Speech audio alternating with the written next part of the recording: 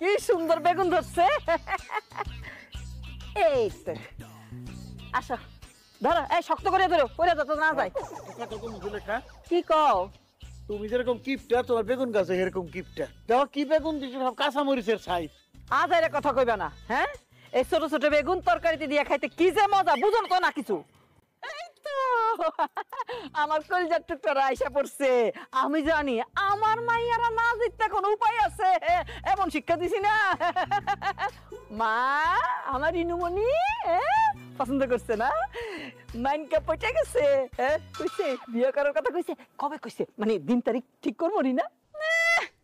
আম্মা, তোমার মাইয়ারে বিয়া করতে রাজি হইছে? তোমার মাইয়া ওই মাইনকারে পড়াইতে পারছে? জীবনেও না।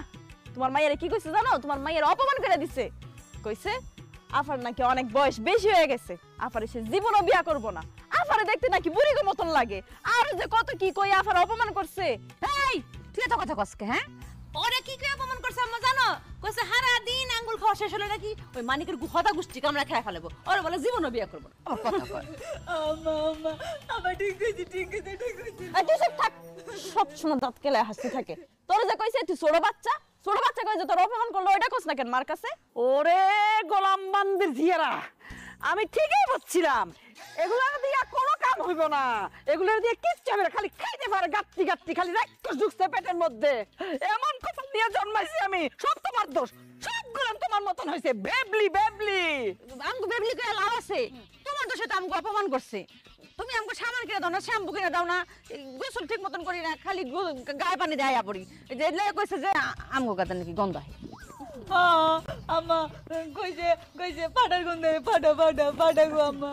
তুমি এখন আমগো তিন বোন রে সাবান শ্যাম্পু সুনো এগুলা কিনা দাও, আমরা ওই সাবান শ্যাম্পু দিয়া সুন্দর মতন গোসল কইরা স্নো দিয়া ওনার সামনে যাবো।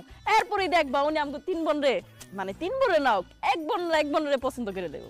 বুঝছি তো, রক্তেই তো আছে, খালি খরচার হাত, খালি খরচার হাত। একটা মাইয়া তোমার মতন হইলি না। হইছে না আর কিপটামি করো না। এই সামান্য টাকা সাবানের লেগে কিন্তু সহায় সম্পত্তি সব হারাইবা। তুমি যদি সাবান শ্যাম্পু না কিনে দিছো তাহলে আমরা মানকেটে পটাবো কেমনে? হ্যাঁ, তখন তো টাকা পয়সা সম্পত্তি সব গাইবো, তখন কি করবা? আর হইছে, খালি খরচার হাত, খালি জিনিস কিনা দাও, আর কিছু মাথায় আসে না। পিন্টা, এদিকে আম্মা, এই এই যে নে, এই 20টা টাকা। আম্মা তোমার অনেক ধন্যবাদ, আমার হাতটা একদম খালি আছিল, আর 20টা টাকা দিছো। গোলামের পুত্তর হাত বাড়ানোর লাগে টাকা দিছি। টাকা বের কর, বের কর টাকা, বের কর, দে।